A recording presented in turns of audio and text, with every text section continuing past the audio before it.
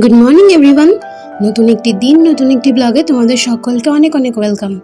আশা করি সবাই সুস্থ সবল ভালো আছো। ঘড়ির কাঁটা এখন সকাল 6টা, 6:30টার মতো।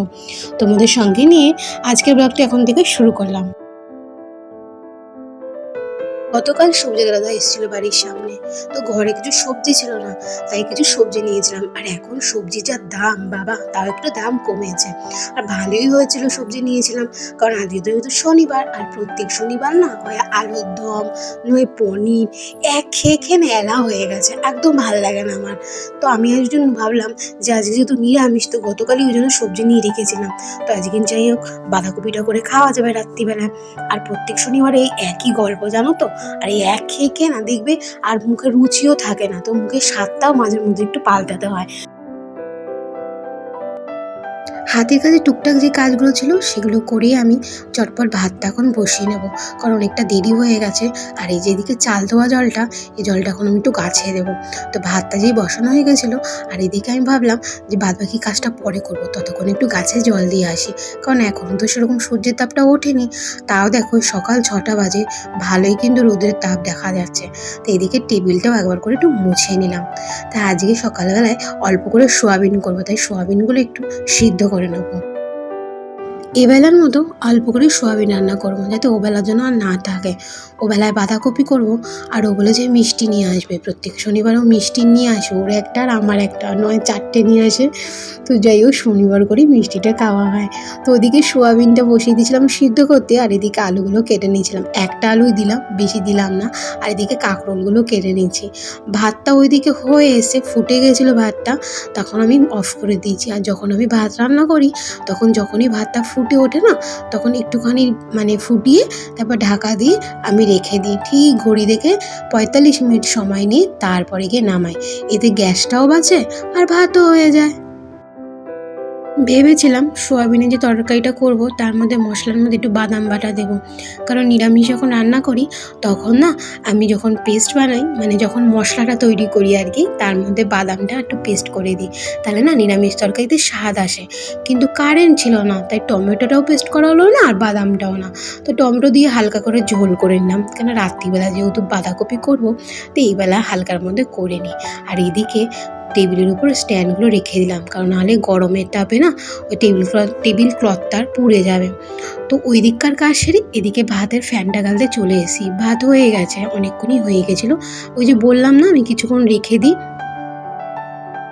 বেশ কয়েকদিন ধরে ও বলছিল কাঁকরোল ভাজা খাবে, তা আমারও একটু মন চাইছিল, তাই সেদিনকে টুকুস করে কাঁকরোলটাও নিয়ে নিয়েছিলাম অল্প করে। তো এদিকে কাঁকরোলটা ভেজে নিয়েছি, আর কাঁকরোলটা না কড়া কড়া ভাজা হয়ে গেছে, আর আমার কড়া ভাজা খেতে খুব ভালো লাগে, বাট ওর যে ভালো লাগে না, কি করব। তো এদিকে চপিং বোর্ডটা ধুয়ে নিলাম, আর যে চাকুগুলো ছিল সেগুলো ধুয়ে গুছিয়ে রেখে দিলাম। এদিকে কাঁকরোলগুলো লাল লাল করে ভাজা করে নিয়েছি। ভাজা হওয়ার পরেই এদিকে ওর লাঞ্চের বক্সটা গুছিয়ে দিলাম। তো একটু রেগে গেছিলো, কারণ বলছিল কাঁকরোল ভাজা কি এত কড়া কড়া করে করে, তুমি এত কড়া করে করেছো কেন? বাট আমার ভালো লাগে একটু খেতে, কিন্তু কি বলো তো, একটা দিনও কি নিজের ইচ্ছা মতন খাওয়া যায় না বলো? তোমরা কি বলো জানি না, বাট আমার কাছে হচ্ছে রান্নাটা হচ্ছে বড় কাজ। রান্নাটা কমপ্লিট হয়ে গেলে ব্যাস আমি শান্তি। তো ওইদিকে রান্নাবান্না কমপ্লিট করে আমি নিচে চলে এসলাম বাসি দুয়ারটায় জল দিতে, কারণ এখন হলো সময় 8টা, 9:30টার সময় ও ডিউটিতে বেরিয়ে যাবে। আর নিচতলায় ভাড়াটেরা কেউ ছিল না, ভাড়াটে দিদিরা ভোর 5টার সময় বেরিয়ে গেছে। তাই আমি ভাবলাম যে এখন ভালো করে একটু ঝাড় দিয়ে দিই। আর ঝাড় দেওয়ার সময় দেখলাম আমার একদম দুয়ারের সামনে নোংরা রাখা ছিল, কেউ ঝাড় দিয়ে ওখানটা গুছিয়ে রেখেছে। তাই ভাবলাম যখন পরিষ্কার করছি তো ওই দিকটাও ঝাড় দিয়ে দিই। এদিকে ভালো করে দুয়ারে জল দিয়ে আর ওই দিকটা ঝাঁটিয়ে চলে এসলাম বাসনগুলো মাজতে। বাসন আমি বেশি জমিয়ে রাখি না, যতই ওই 2জন মানুষ থাকি, সবাই বলে 2জন মানুষের কী কাজ, কিন্তু 2জন মানুষও তো খায়, 2জন মানুষও শোয়, 2জন মানুষও ওঠে বসে, তো কাজ তো কিছু থাকে। আর ওই নাইটিটা পরে যেহেতু রাস্তা ঝাড় দিয়েছিলাম, তাই নাইটিটা চেঞ্জ করে নিলাম। কেন বলো তো, গাটা আমার একটু গিন করে, এই জন্য আমাকে বলে আমি নাকি পিটানি। তো যাই হোক বাসন টাসন মেজে আমি যে নিচে দেখলে ব্লু কালারের ডাব্বাটা আমাদের চাল থাকে, তো চালের ড্রামের উপর গামলাটা রেখে দিই, যেহেতু কিচেনটা একদম ছোট, তো তাই। তো ওদিককার কাজ সেরে এদিকে চলেছিলাম ঘরেতে, ছোট ঘরে। তো এদিকে বাটিগুলো গুছিয়ে রাখলাম। আর এই যে সূচিপত্র দেখছো, এটা কিন্তু আমার বিয়ের সূচিপত্র, অনেক দিন হলো, তবু দেখো দেখে কিন্তু কেউ বুঝতে পারবে না, ভাববে নতুন। তো নতুনের মতনই আমি রেখেছি। এদিকে শোকেসের যেই তাকটা, এই তাকটা একটু গুছিয়ে নেবো, কারণ সবসময় তো আর সময় হয় না। আর দেখবি প্রত্যেকটা কাজ কিন্তু প্রত্যেক দিন করা যায় না। আজকে যদি আমার টার্গেট রাখি যে আজকে আমি এই কাজটা করব সময়ের মধ্যে, তাহলে সময়ের মধ্যে সব কিছু হয়ে যায়। আর যতই বলো হাউস ওয়াইফদের কিন্তু সকাল থেকে রাত অবধি কিছু না কিছু কাজ থাকে। হ্যাঁ, এখন যদি আমি ভাবি আমি কোনো কাজই করব না, শুয়ে বসে থাকবো, তাহলে সেটার ব্যাপার আলাদা। কিন্তু নিজের ঘর পরিষ্কার রাখতে, নিজের মন ঠিক রাখতে, তাহলে এগুলো তো করতেই হয়।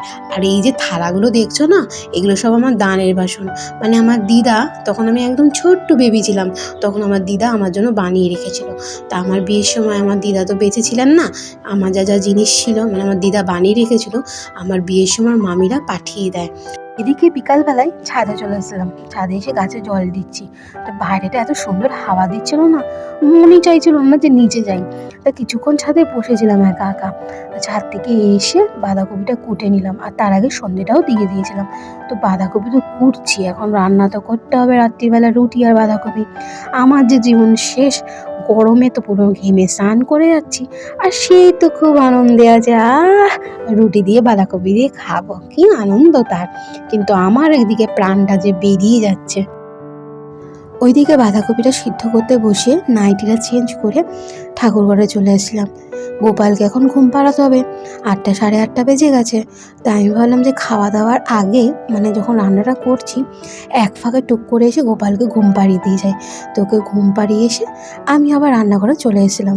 আর নাইটিটা আবার চেঞ্জ করতে হয়েছে, কেন নাইটিটা যে নাইটির উপরে রান্না করছি সেটা তো একদম ঘেমে গেছে।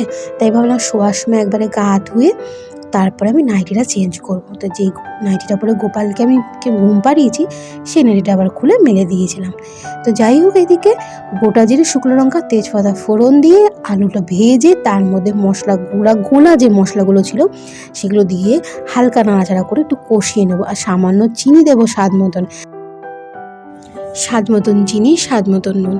আর মশলা যে গুলিয়ে দিয়েছি তার মধ্যে একটু জিরের গুঁড়ো বেশি করে দিয়েছিলাম, সামান্য লঙ্কার গুঁড়ো, আদা কুচিয়ে দিয়েছিলাম। যদি একটু বাড়িতে ঘি থাকে তাহলে ভালো, আমার বাড়িতে তো ঘি ছিল না, তাই ঘি ছাড়াই করেছিলাম। তো বাঁধাকপিটা কিন্তু অনেক সময় লাগে, আমার সেই লেগেছে 30-40 মিনিট, কেন আমি কমিয়ে করেছি। তো ওইদিকে বাঁধাকপিটা হচ্ছিল, আর এদিকে আমি আমার আটাটা মেখে নিলাম। আর বেশি করে আটা মাখবো না, কারণ ওদের পাশের দোকান থেকে খিচুড়ি প্রসাদ দিয়েছে, তো ও ওইটাই খাবে। আর তাও 2টো এক্সট্রা রুটি করে রাখবো, যেহেতু বাঁধাকপি দিয়ে রুটি দিয়ে খাবে বলেছো তো তাই। আর বাঁধাকপিটা আমার না খুব টাইম লাগে, সে নিরামিষই হোক আর তোমার গিয়ে মাছ দিয়েই হোক। কারণ কেন বলো তো, হালকা আছে করি তো, আর একটু সময় লাগে, আর লালচে একদম কষা কষা টাইপের করি, তো খেতেও খুব টেস্টি হয়। তো তোমরাও এইভাবে করে খেতে পারো। তো যাই হোক, আজকের ব্লগটি আমি এখানেই শেষ করলাম। ভিডিওটি ভালো লাগলে প্লিজ চ্যানেলটিকে সাবস্ক্রাইব করে আমাকে সাপোর্ট করো, লাইক করো, কমেন্ট অবশ্যই জানিও। তো আজকের মতন এখানেই টাটা।